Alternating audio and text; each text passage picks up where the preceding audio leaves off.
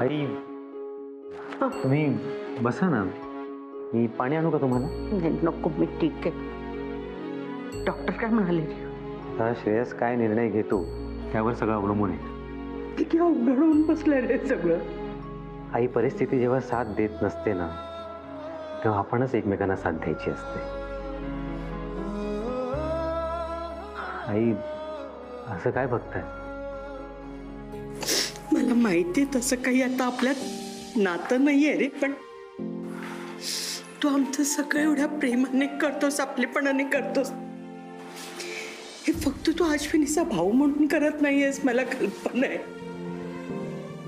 मला तुझी माफी मागायची. तुम्ही प्लीज मनाला वाईट वाटून घेऊ नका आई, आणि माफी तर मुळीच मागू नका. आई वडिलांनी मुलांची माफी मागायची नसते. कमलताईंची दोन्ही मुलं तुम्ही किती समंजस आहात. प्रत्येक वेळेला आम्हाला चकित करून सोडता. तू आणि शिल्पी जेव्हा वेगळे झालात ना, तेव्हा खरं सांगू मला जास्त काळजी संजूची होती रे. पण मला खात्री आहे संजूच्या जडणघडणमध्ये तुम्ही काही कमी पडू देणार नाही. आई, हे असं असतं माणसाचं. एकदा का काळजीने मनात घर केलं ना, की सगळ्या बाजूने आपण फक्त संकटांचा विचार करतो आणि मग स्वतःच कोंडीत सापडतो. तुम्ही कसलाही विचार करू नका. आणि हो, माझ्या मनात तुमच्याविषयी कोणतीही अढी नाही आहे, मुळीच नाही आहे. तर आता तुम्ही फक्त इथे लक्ष द्या. म्हणतात ना, रिकामी डोकं शैतानाचा घर. इथे बसल्या बसल्या नको नको ते विचार येतात. इतकं हतबल झाल्यासारखं वाटतं ना. माझ्या जवळची माणसं इतक्या मोठ्या संकटात येतात, मी त्यांच्या काही उपयोगी पडू शकत नाही. अरे आई, असा विचार का करताय? अहो, श्रेयसच्या हातात त्याचं संपूर्ण भविष्य आहे, आणि तुम्हीच त्याला लहानाचा मोठा केलाय ना. तुमच्या संस्कारांवर विश्वास ठेवा. श्रेयस सगळ्या गोष्टींचा विचार करून योग्य तो निर्णय घेईल. आई, सगळं चांगलं होईल.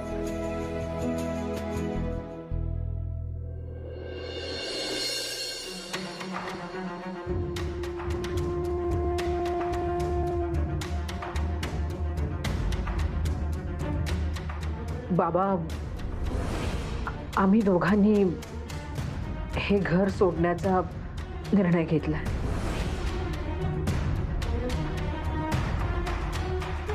ज्या घराचा उंबरठा मी स्वतःची नवीन ओळख शोधण्यासाठी ओलांडला होता, आज तो उंबरठा ओलांडून मला कायमचं बाहेर पडावं लागते.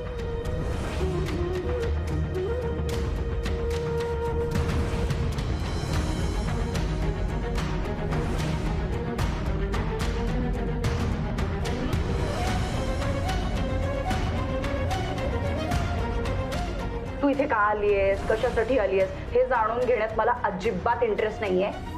मला फक्त एवढंच सांगायचंय की तुम्ही दोघं इथे पाऊल ठेवलेलं मला चालणार नाही.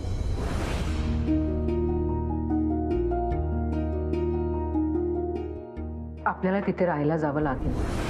हे बघा, बाबांनी तुमच्या नावावर फ्लॅट केलाय म्हणून मी हे नाही बोलत आहे. बाबांची काळजी घ्यायची असेल तर तिथे राहायला हवं ना आपल्याला. आणि त्यांच्या एका सहीने आपल्याला त्या घरातनं कोणी बाहेर काढणार नसेल तर मला ही सही मान्य आहे. प्लीज नाही म्हणू नका, आपण जाऊया तिथे राहायला.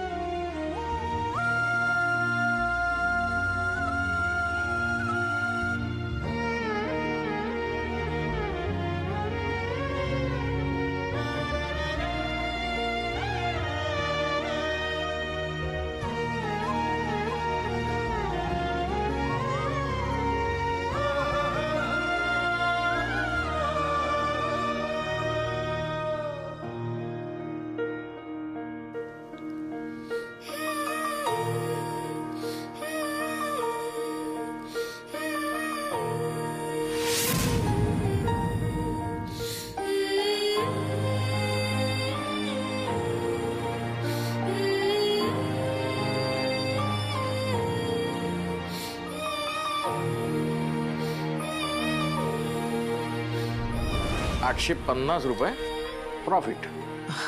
क्या बात.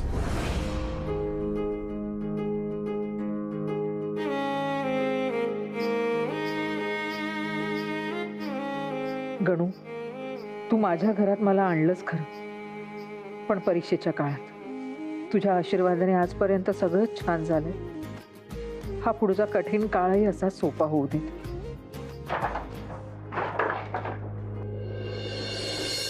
अश्विनी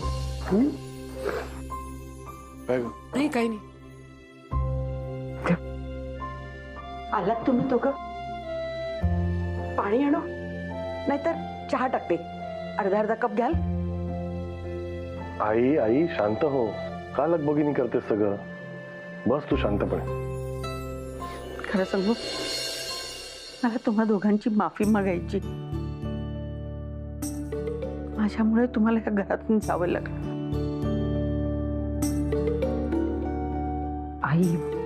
आई नको ना तो जुना विषय. झालं गेलं सगळं विसरून जाऊया. आम्ही परत आलोय ना घरी आता. तुम्ही आलायत ना, मला खूप आनंद झालाय.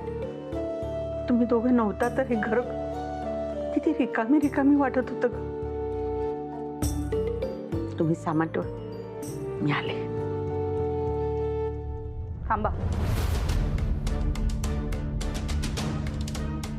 ती माझी बेडरूम आहे.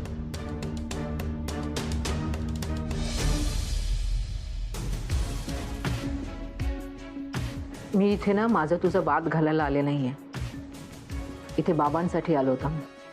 तुला इथे ज्या जागेवर हक्क गाजवायचा आहे गाजव. तुला जे काही करायचं आहे ना ते कर, पण माझ्यामध्ये येऊ नको, नाहीतर माझ्यावरचाच माझा ताबा सुटेल.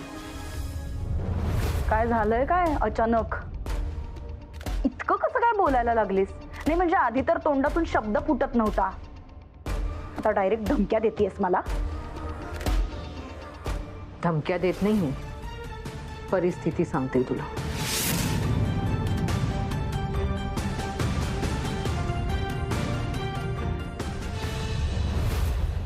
काय करू या मुलीचं खरंच कळत नाही मला. सगळी माझी आणि माझी चूक आहे.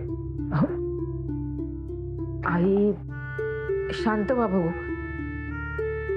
सगळं होईल व्यवस्थित. मी आलेच, जरा गडू ठेवून येते.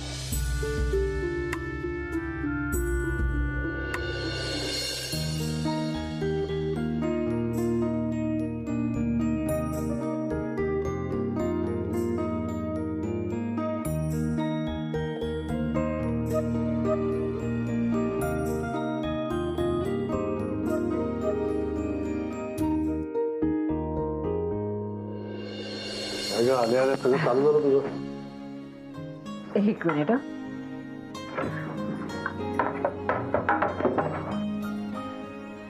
अगं काय? हं? काही नाही हो, बऱ्याच दिवसांनी किचनमध्ये पाऊल ठेवलं ना, त्यामुळे सगळ्या वस्तूंच्या जागा बदलल्या आहेत. म्हणजे आईंच्या परीने त्यांना जसं जमेल तसं केलं सगळं, पण माझ्या वस्तू ज्या ज्या जागी होत्या ना, जशी मी ठेवायचे तसं मला परत ठेवायचे आहेत. मला काय सावरता कसं येईल त्याचाच विचार करते. सावरशील का?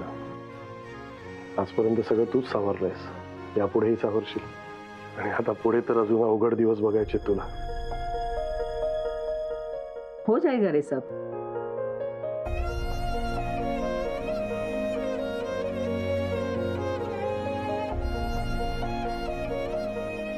आता जीवात जीवाला माझ्या. अश्विनी, तुझं हे वाक्य ऐकलं ना की असं वाटतं आता सगळे प्रश्न सुटतील, हे दिवस निघून जातील. खूप ताकद मिळते मला या वाक्यात. मलाही या वाक्याने, आणि तुम्ही सतत माझ्या बरोबर असताना त्यामुळे सुद्धा. कुठे असणार आहे मी तुझ्याबरोबर? आधी बाबांची काळजी घ्यायला लागली असती, आता माझीही काळजी घ्यावी लागेल. आधी एक ऑपरेशनची चिंता होती आणि मी 2 ऑपरेशनची सोय करून आलोय तुझ्यासाठी. असं काय बोलताय? दोन्ही ऑपरेशन्स तितकीच महत्वाची आहेत ना. आणि तुम्ही जर बाबांना किडनी दिली नसती तर याच्यावर थोडका निघालाच नसता ना. आणि त्यामुळे एक पेशंट सोडून आता 2 पेशंटची जबाबदारी आहे तुझ्यावर. आणि या घरात कितीही लोक असली तरी मला माहिती आहे सगळं तुझ्या एकटीवरच पडणार आहे आणि तुलाच करावं लागणार आहे. तुमच्यासाठी मी काहीही करेन. हो, तुमच्यावरच्या प्रेमासाठी आणि तुमच्यावर मला खूप अभिमान आहे ना यासाठी. आपल्या आयुष्यात ना बाकीची नाती नंतर येतात. सगळ्यात अगोदर नातं येतं ते आई वडिलांचं, आणि ते तुम्ही खूप चांगल्या प्रकारे निभावताय. खरंच खूप अभिमान आहे मला तुमचा. अशीच नेहमी राहशील ना माझ्याबरोबर? हो, कायमची.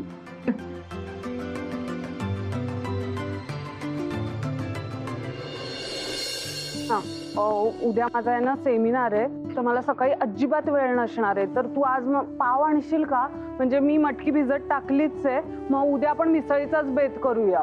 हा, आणि म्हणजे जेवणही तेच आणि नाश्ताही तोच.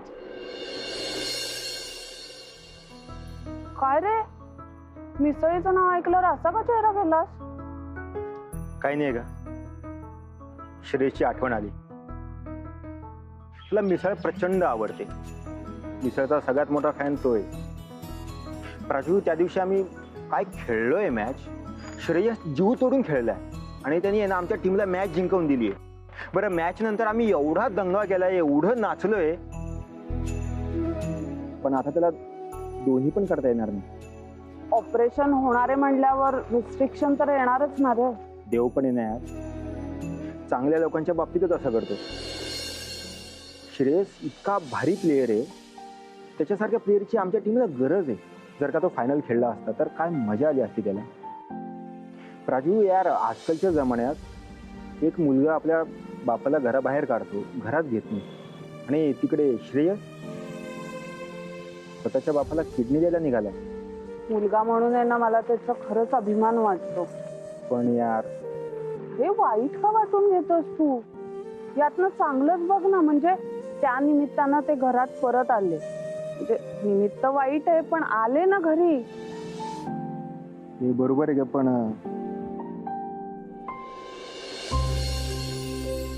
ए श्रेयस, श्रेयस, ये.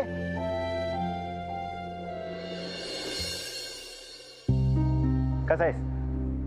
काका कसे आहेत? आहेत तसेच आहेत. बघू, होईल सगळं नीट. बरं चल, चहा मारू. ए मी निघते, मला उशीर होतोय. मी आशूला संध्याकाळी भेटायला येतेच घरी. बाय. अरे नर्वस काय तू? आता तब्येत खराब आहे, सगळी गोष्टी आहेत. हे बघ श्रेयस, करेक्ट डिसिजन घेतलाय. बाबांच्या तब्येतीसाठी हेच योग्य आहे. बरं, डॉक्टरांनी सगळं सांगितलंय ना? अरे ते संध्याकाळी प्रॅक्टिस मॅच असेल ना? आहे ना. येतो संध्याकाळी. असं काय बघतोयस? फायनल्स तर तुम्हालाच खेळायचं, मला खेळता येणार नाही. तो आज शेवटची मॅच खेळून घेतो,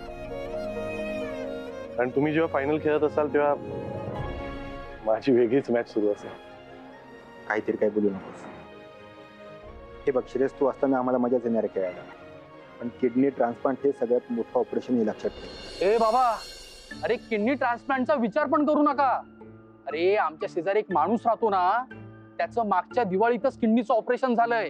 अरे त्याचा मोठा भाऊ डायलिसिसवर होता ना, तर याने मोठ्या मनाने त्याला किडनी डोनेट केली, आणि दुखतंय म्हणून ह्यानं डॉक्टरला न विचारता पेन किलर घेतली. त्याची रिएक्शन झाली, इन्फेक्शन झालं, आणि याचाच गेम झाला ना.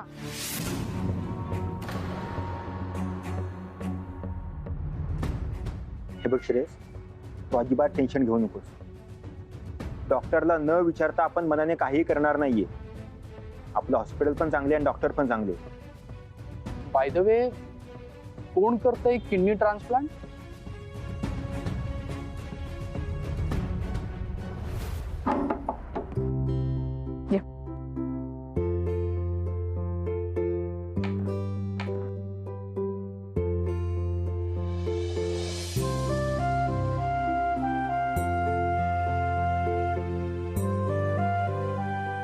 आई, धाप लागली का तुम्हाला? मी तुमच्यासाठी पाणी आणते आणि स्वयंपाकाचं पण बघते. मयुरीला डबा पाठवशील ना ग? हो ना, हे घेऊन जातील. मी खाईन थोडंसं काहीतरी, पण तू पूर्ण स्वयंपाक कर. श्रेयसला उद्या ऍडमिट व्हायचंय ना, नंतर काही त्याला खाता येणार नाही. हो आई, मी मयुरी, शिल्पी आणि ह्यांच्यासाठी अगदी व्यवस्थित स्वयंपाक करणार आहे. तसंही त्यांना उद्या सकाळपासून नाही तर आज रात्री 10 वाजल्यापासूनच काही खायचं नाहीये आणि पाणीही प्यायचं नाहीये. काय वेळ आली ग माझ्या लेकरावर. आई अहो, होईल हो सगळं व्यवस्थित. मयुरी म्हणत होती मी आजोबांजवळच थांबते. दुपारी ती तिथेच होती, पण तिला म्हटलं की रात्री तिथे थांबू नकोस, घरी ये म्हणून. मग राहणार कोण? श्रेयसला तर पूर्ण विश्रांती घ्यायला हवी. आई, बबन भाऊजींना सांगितलंय ना, बबन भाऊजी राहतील. मी स्वयंपाकाचं बघते. अश्विनी, काळजी घे स्वतःची गो. हो, घेईन मी स्वतःची काळजी. अश्विनी, सगळं नीट होईल ना ग. उद्याचा दिवस आपल्या दोघींसाठी खूप महत्वाचा आहे, पण तू किती धीरानं घेतेस. आई, सगळं व्यवस्थित होईल आणि माझा पूर्ण विश्वास आहे आपण या सगळ्यातनं सुखरूपपणे बाहेर पडू. 1 मिनिट थांबा, मी आलेच.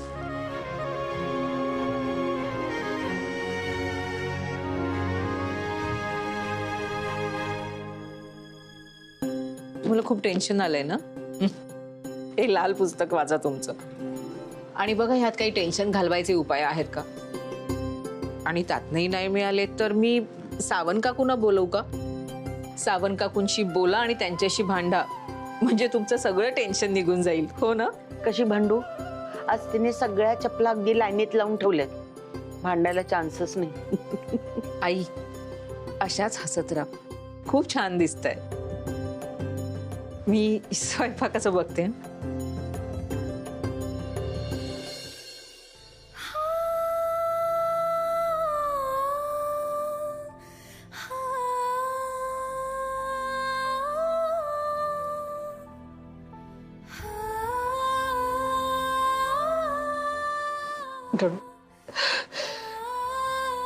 माझी आणि आईंची अवस्था ना फारशी वेगळी नाहीये.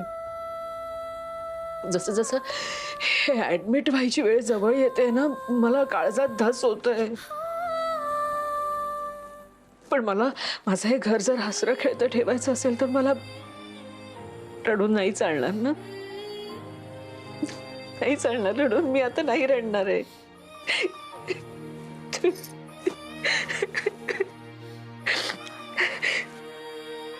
आणि मला माहिती आहे तू माझ्या पाठीशी आहे ना, म्हणजे सगळं छानच होणार आहे.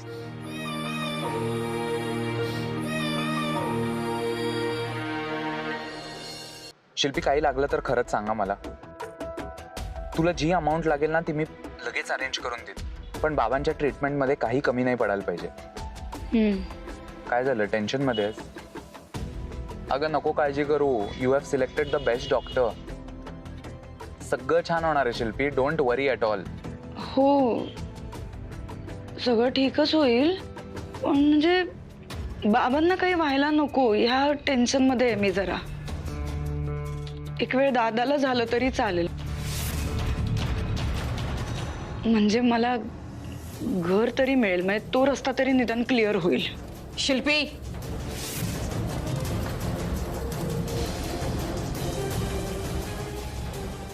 काय बोलतेस तू? डोकं ठिकाणावर आहे तुझं? स्वतःच्या भावाबद्दल असा विचार करतेस? ज्या भावाने तुला मुलीसारखं वागवलं त्याच्याबद्दल? तुला तर खरं ना आत्ता या क्षणी या घरातनं हाकलून दिलं पाहिजे. पण मी तसं नाही करू शकत. का माहितीये? कारण ह्यांच्या आणि बाबांच्या तब्येतीचं आणि सगळ्या परिस्थितीचं भान ठेवावं लागेल ना, म्हणून. नाहीतर तुला कधीच या घराबाहेर हाकलून दिलं असतं. आणि एक गोष्ट ना लक्षात ठेव, माझ्या नवऱ्याबद्दल जर परत असा विचार केलास ना तर हाताला धरून फरफटत बाहेर काढेन. बाबांबद्दल फार प्रेम दाखवतेस ना. तुला काय वाटतं मला यातलं काही कळत नाहीये? या सगळ्या मागे ना तुझा स्वार्थ आहे. अगं जरा तरी माणसांची कदर करायला शिक. अशी असतात का नाती? कारण कठीण काळात ना ही नातीच उपयोगी पडतात. विटा आणि मातीने बनलेलं घर नाही, हे चांगलं लक्षात ठेव. आणि तुला जर या घरात राहायचं असेल ना तर एक गोष्ट चांगली लक्षात ठेव, तुला चांगलं वागावं लागेल आणि चांगलंच चिंतावं लागेल. आणि असं जर तू नाही केलंस तर ह्याचे परिणाम खूप वाईट होतील आणि गाठ माझ्याशी आहे हे विसरू नकोस.